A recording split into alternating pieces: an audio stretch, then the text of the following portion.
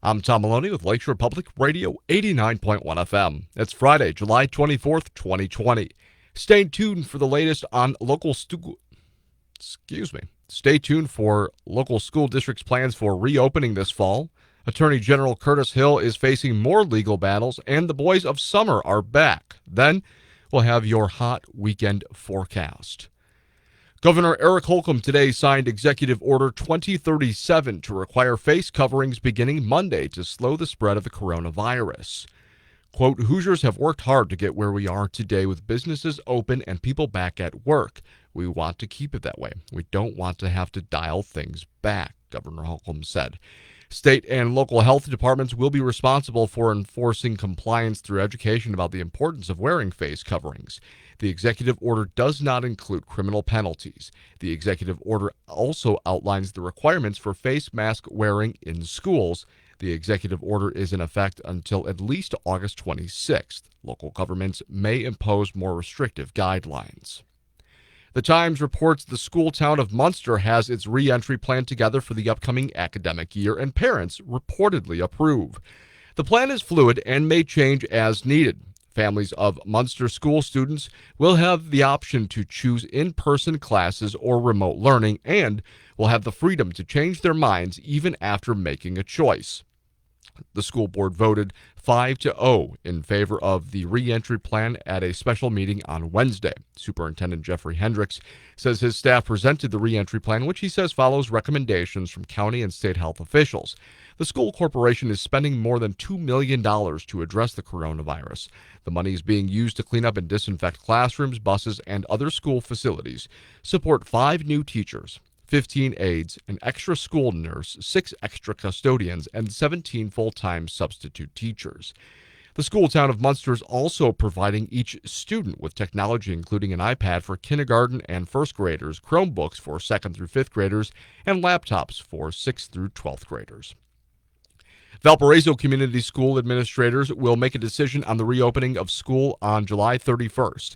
Interim Superintendent Michael Berta said at a school board meeting last night that is the date administrators would decide whether students would return to school in person or continue e-learning in the fall.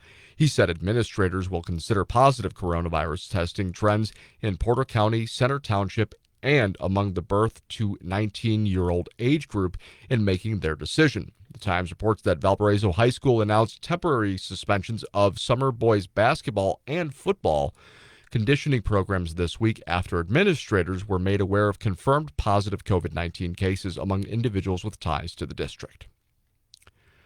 4 women who accuse Attorney General Curtis Hill of sexual misconduct are suing the Republican official in state court after their federal case had been so far unsuccessful.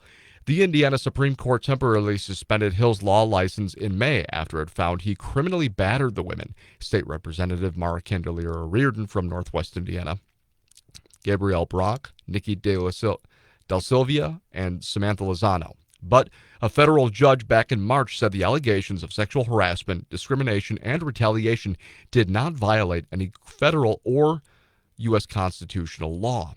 The judge did, however, leave the door open for a civil suit in state court, and now the women are pursuing that angle while also appealing their case in federal court.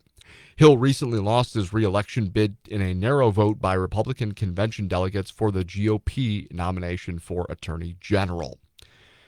In sports, Day 2 of Major League Baseball's COVID-shortened season is underway, and so are the Cubs and White Sox. Tonight at 6 p.m., the Cubs host the Milwaukee Brewers. The White Sox host the Minnesota Twins at 7:10. Here in Northwest Indiana, the 11-5 Oilmen host the 5-12 MCL Minutemen at 7:10 tonight at Oilman Stadium. The Atlantic Coast Conference and Notre Dame are considering whether the Fighting Irish will give up their treasured football independence for the 2020 season play as a member of the league. 2 people involved in the ACC's discussions about scheduling for the upcoming season told the Associated Press on Friday that the ACC is looking into an 11-game schedule that would include 10 conference games and start on September 12th. Notre Dame would play a full 10-game ACC schedule, the people said, but whether those games would count in the standings and the Irish would be eligible to participate in the ACC championship game and be eligible for the conference's guaranteed spot in the Orange Bowl is still to be determined. Looking at your midday mulatto picks, your daily 3-0-7-4, and your Super Bowl is 7. Your daily 4, is 4-7-8-6, and the Super Bowl is 7. Lakeshore weather forecast for tonight: partly cloudy skies, a low near 64. Saturday, mostly sunny, a high near 87. Saturday night, partly cloudy skies, a low near 69. Sunday, mostly sunny, a high near 91. And Monday, showers and thunderstorms likely, otherwise mostly cloudy with a high near 85. Tune in this afternoon at 4 o'clock for All Things Considered with Sharon Jackson as she provides you the latest news, traffic, weather, and information for Northwest Indiana. For Lakeshore Public Radio and this Midday News Update, I'm Tom Maloney.